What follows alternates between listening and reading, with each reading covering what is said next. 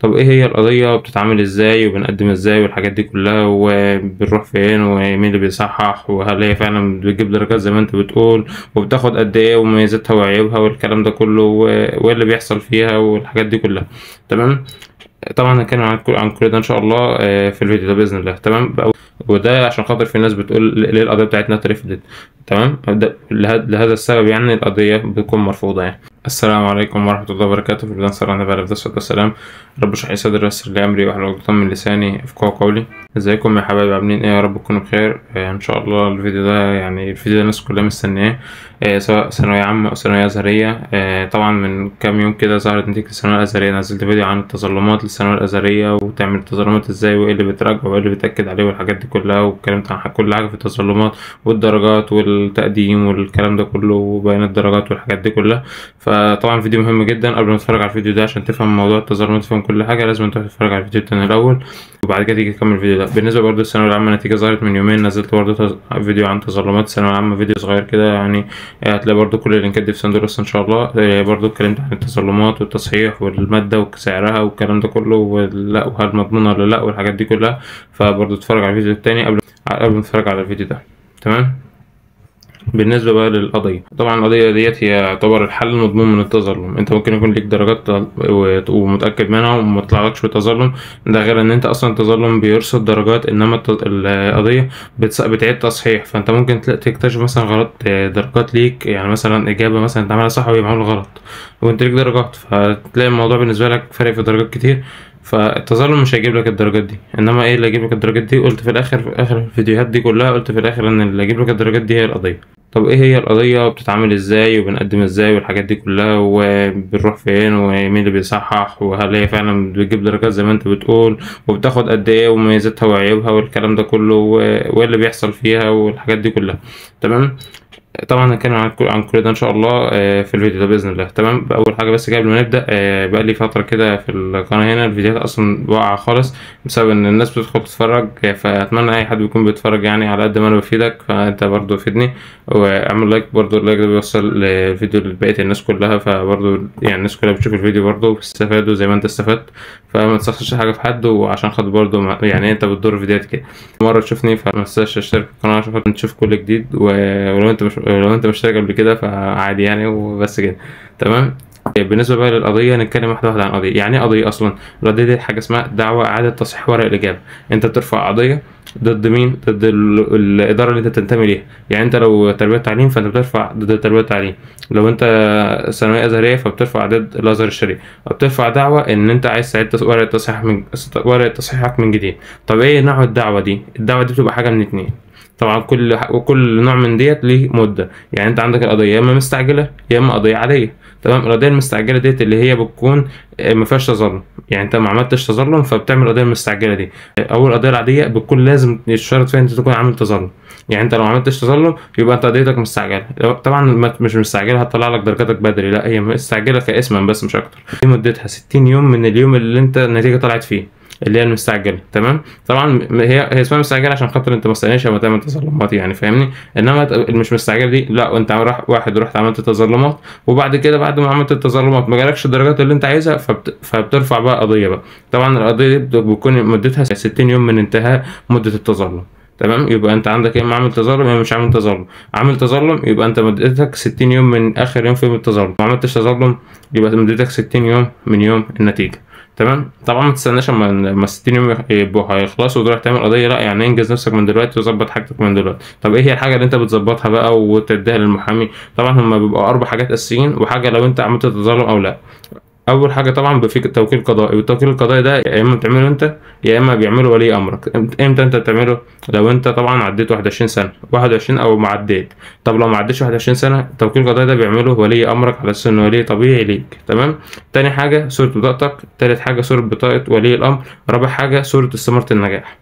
تمام. خامس حاجه بقى لو انت عملت تظلم صوره التظلم، لو عملتش تظلم خلاص ما الركن ده بيتشال خلاص.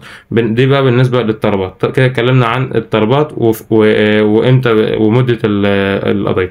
طب بالنسبه للقضيه فين؟ القضيه بتتعمل في محكمه القضاء الاداري للمحافظه اللي انت فيها. يعني احنا من البحيره محكمه القضاء الاداري في المحافظه اللي انا فيها في البحيره. تمام.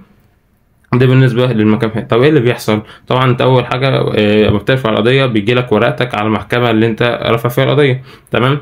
بيجي لك ورقتك على المحكمة اللي انت رافع فيها القضية. اول حاجة طبعا بتتعرف على الورقة، القاضي بيسألك بيقول لك هي دي ورقتك، وطبعا بتقول اه او لا. طبعا بس اكيد بتبقى ورقتك يعني.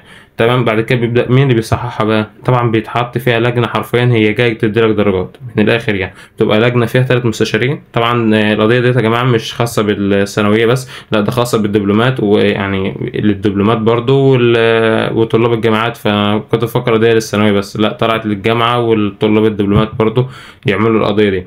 تمام. فلو انت برضو طالب جامعي بيبقى التلاتة دول دكاترة الجامعة. تمام. طبعا مش بيكونوا من المكان اللي انت فيه، بيكونوا من اماكن تانية، بس طبعا المستشارين خبراء ان هم اصلا جايين يدولك درجات. بتدفع امانة اسمها امانة خبير في المحكمة، وبتبدأ بقى ورقتك تتصحح. طبعا الفرق بقى بين التظلم وبين القضية في الحتة دي ان التظلم مش بيديلك التظلم مش بيصحح من جديد. التظلم لو في درجات ناقصة مثلا حد غلطان في التجميع بيديلك درجات بس يعني. واتكلمنا برضه عن شوية تفاصيل في الفيديو اللي انا قلت عليه بتاع الثانوية الازهرية اللي بالنسبة للدرجات اللي بترجع يعني، وهل في حاجات تانية ممكن تيجي ولا لا. بالنسبة بقى للقضية، لا القضية بتصحح ورقتك من جديد. فانت لو في اجابه معموله صح، ولو في اجابه انت عاملها صح ومعمول لك عليها غلط، التظلم ما بيرجعهاش، انما القضيه بترجعها. تمام. فبتصحح ورقتك، ولو ليك درجات بص بتاخدها 100%. لو ليك اي درجه بتاخدها. تمام. خدت درجاتك.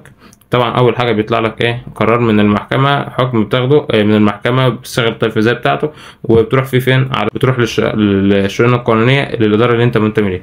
بيطلع لك حكم من المحكمه. تمام. والصيغه التنفيذيه بتاعته بتاخد الحكم ان انت ليك درجات، بتطلع حكم ان انت ليك درجات، تاخده وتروح للشؤون القانونيه بتاعتك. بتطلع لك بقى شهاده جديده بدل الشهاده القديمه. فالدرجات اللي طلعت لك دي بتتحط في شهاده جديده يعني لسه كانها معموله لسه لاول مره. بتاخد الشهاده دي تروح بيها مكتب التنسيق، وتروح تقدم بقى في الكليه اللي انت هتروح تتقدم فيها. تمام. بالنسبه كده في بس شويه كلام كده عايز اتكلم معاكم فيه. طبعا ده بالنسبه للقضيه بتفاصيلها بكل حاجه، ومفيش حاجه كده سبتها طبعا يعني. تمام. بالنسبه بقى لنصيحه كده، طبعا انت عامل قضيه، ما تشغلش بالك بحوار القضيه ده خالص. يعني انت ايه؟ انت اشتغل هتدخل كليه مثلا، انت مثلا دخلت علوم مثلا وفاضل لك كام درجه وتجيب صيدله، وانت متاكد انت لما تعمل قضيه هتجيب صيدله، متاكد بص متاكد 100% انت هتجيب صيدله في صيدله، وهتعمل قضيه هتجيب اسنان، متاكد انت مفيش حل وشفت الدرجات بعينيك. بص ما تشغلش بالك بالقضيه، انت ادخل الكليه وذاكر في الكليه واشتغل كأن ده مجالك الاول والاخير.